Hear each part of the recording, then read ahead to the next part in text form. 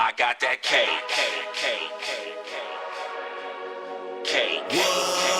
This is a Cakebuzz exclusive. Let me cake it. I got that cake. Let me cake it. What's your drink? Let me cake it. What's your drink? Let me cake it. So around 1980, we're living on Atkinson, where the 105 freeway has come through. It took our house. So we're living there. It's me, my mom, my baby sister Tanya, and we got a nice little house, backyard, front yard. It was one of the best things I've ever experienced in my life at that particular time, that my mom was able to have her own little house with us there. We were owning this house. Her boyfriend was there. He was a very good man. His name was Ronnie. He helped us a lot. So things kept happening. My middle sister came home. She was my older sister, but she was the middle sister. She came home and she ended up staying in the bedroom with my baby sister, Tanya. And then my older brothers came back home because they needed a place to stay, and my mom was, trying to figure out if she's going to help them or not. So we're all living in, me and my brothers are sharing a bedroom together, 3 beds in this room, 1 bed and a bunk bed. And, going back and forth, trying to go to high school, and I got my older brothers there. They're trying to find jobs. My mom is getting on them every single day. Go get a job, go get a job. Sometimes they're going to look for a job, sometimes they're not going to look for a job. A lot of times they spent doing nothing, hanging out with my other cousins their age that were coming by, smoking weed, talking about trying to be pimps and all this other kind of stuff. That's what they were doing. That's what they were talking about. I'm trying to go to high school. Once again, all this time, single mother, no father, she's hustling her butt off. And all the time, she's cooking these great meals. She's cooking dessert, she's cooking peach cobblers, bread pudding, banana pudding, sweet potato pies, pound cakes, and I'm enjoying every minute of this. I am in the kitchen the whole time. We lived in Inglewood. The gangs were pretty prevalent over there, so my mom was like, hey, listen, behave, don't get in the gangs. She was telling me everything not to do.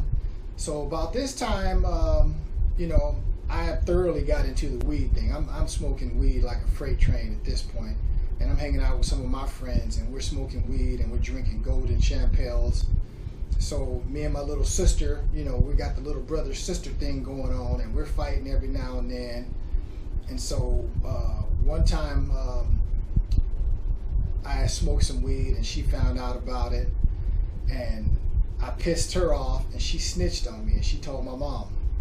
So my mom came home, and she slapped the hell out of me, just like, pow! I was like, whoa. I was like, Mom. And another time she came home, I was high on a kite, so I went into bed and got in the bed. I was like, oh, hey, Mom, how you doing?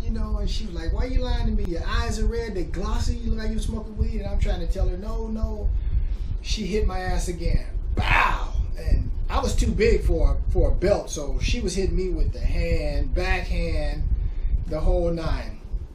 And the beauty about that is, at that time when I was growing up, nowadays, you hit your kids, they'll put you in jail.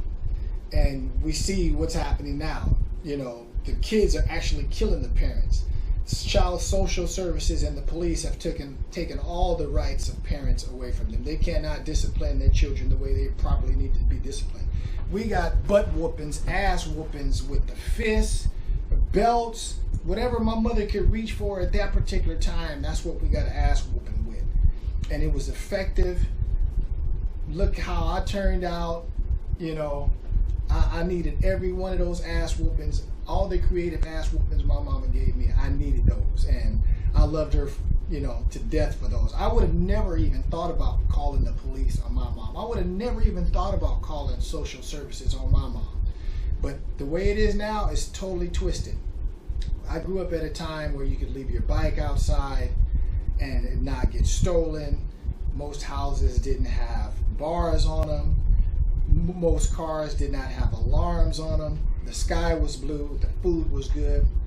Penny candy. You can go to the store with a quarter, with $1, and you can come back with tons of candy. Nowadays, you know, the now laters used to be like this for 10 cents, and now the now laters are down like this for 25 cents. The now laters used to be about this thick.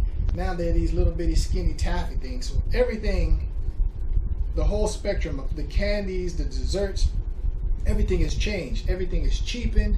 Everything is the quality is just super, super poor.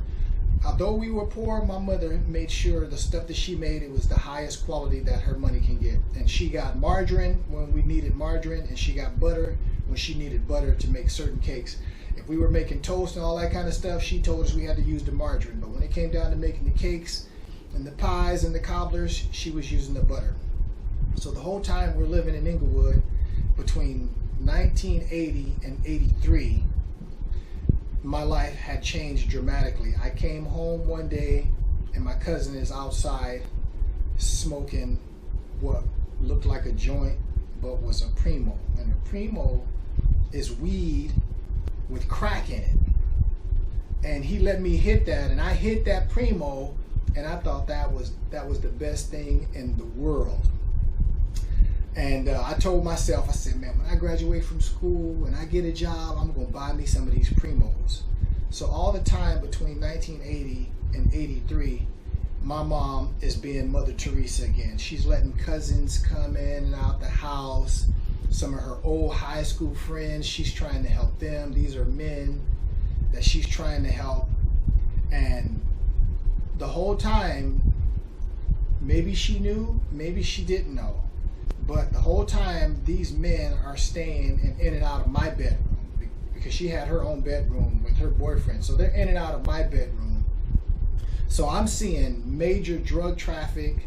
I'm seeing heroin addicts that got their hands all swole up from shooting heroin in their hands, in their neck.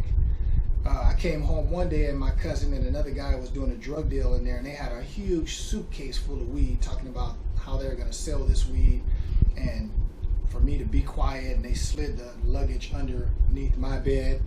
Well, you know, in the morning when I went to school in high school, I was taking me a little bit of that weed every day, and I was going to school and I was selling my own little bit of weed, and I was smoking weed. And then all of a sudden they found out that their weed was short, and so I got a serious tongue lashing behind that.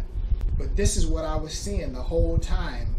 9th grade, 10th grade, 11th grade, 12th grade, prostitution, you know, all of this stuff was going on in my world, and I'm doing the very best I can to go to school, to shield my baby sister from a lot of this, and to just maintain my sanity. You know, I couldn't kick my brothers out.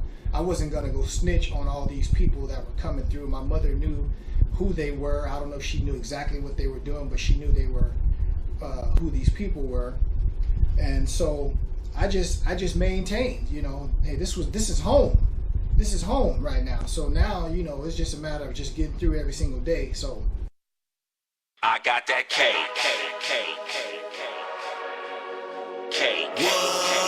This let is me a cake it. I got that K. exclusive. Let me cake it. I got that K. Let me cake it. What's your drink? Let me cake it. What's your drink?